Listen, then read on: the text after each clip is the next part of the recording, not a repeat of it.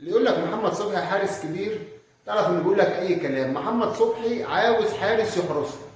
بسم الله الرحمن الرحيم. اهلا بكم اعزائي المشاهدين في حلقه جديده من برنامجكم الكوره مع ميجا ومباراه نادي الزمالك والبنك الاهلي واللي انتهت بفوز نادي الزمالك 2-1.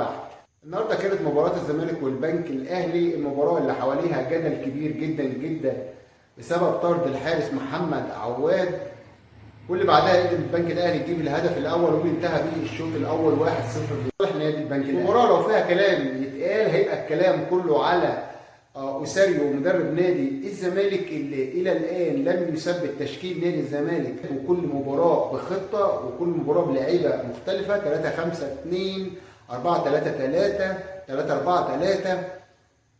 هلعب بالفندرات، لا مش هلعب بالفندرات، هلعب بلعيبه حره في الملعب لا مركزيه، وحوارات بيعملها كل مباراه، لدرجه ان نادي الزمالك لو كسب بيكسب بصعوبه كبيره جدا قبل نهايه المباراه، وده بيخلي جماهير نادي الزمالك عليها ضغط عصبي كبير جدا جدا لنهايه المباراه.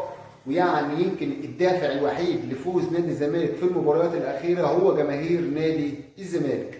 نادي البنك الاهلي زيه زي بقيه انديه الشركات مبوظين الدوري المصري، وكل هدفهم في البطوله انه مثلا يتعادل مع الاهلي او الزمالك او يكسب احدهما خلال الموسم، وده بالنسبه له بطوله كبيره جدا بجانب انه ما يهبطش للدرجه الادنى ويتنيه مستمر في الدوري.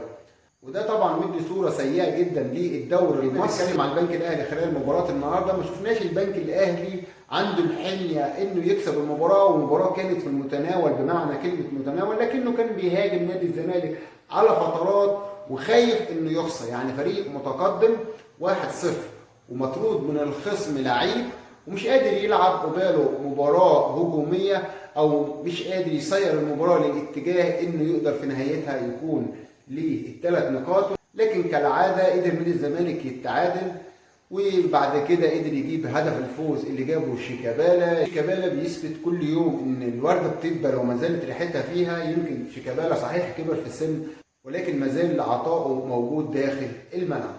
نقطه عاوز اكلمكم عليها النهارده كابتن مدحت عبد الهادي واوساريو. طبعا كلنا عارفين ان اوساريو هو الامر النهائي وهو المدير الفني للنادي الزمالك، ولكن مدحت عبد الهادي ما بيفوتش يوم من غير ما يكون ليه تصريح في جريده او في موقع او في تلفزيون ايا كان، لازم تصريح يومي من مدحت عبد الهادي. مدحت عبد الهادي اصلا مش مؤهل انه يبقى مدرب، هو كل مؤهلاته انه كان لعيب له تاريخ في نادي الزمالك، لكنه على المستوى المهني او التدريبي محدود جدا، امكانياته محدوده جدا. والدليل ان نادي الزمالك ما فيش مباراه بتعدي من غير ما يجي فيه اهداف. فالمفروض ان هو شغلته الاساسيه ان هو يعرف المدافعين بتاعه ازاي وازاي يبنوا الهجمه. فهو من وجهه نظري فاشل جدا في الحته الدفاعيه دي كمدرب، بالاضافه بقى ان كل يوم تصريحاته دي بتعمل عبء كبير على الفرقه او بتعمل بلبله في الفرقه او بتطلع اسرار الفرقه، فمفركش اوضه اللبس لنادي الزمالك. يعني كان اخرها النهارده طلع مدحت عبد الهادي بعد المباراه وقال ان نادي الزمالك هيثبت التشكيل بعد التوقف الدوري القادم، ولكن فوجئنا بتصريحات اوساريو اللي هو المسؤول والمدير الفني، قال انه لن يثبت التشكيل على الاطلاق، وقال انه مش هيغير فكره وانه هيستمر في تبديل الافراد وتغيير الخطه حسب الفريق المنافس اللي هيلعب. ده بيبين لنا قد ايه في فرق الفكر وفرق في التوجهات ما بين المدرب مدحت عبد الهادي والمدير الفني اوساريو، ودي نقطه من النقط السيئه داخل الجهاز الفني لنادي الزمالك.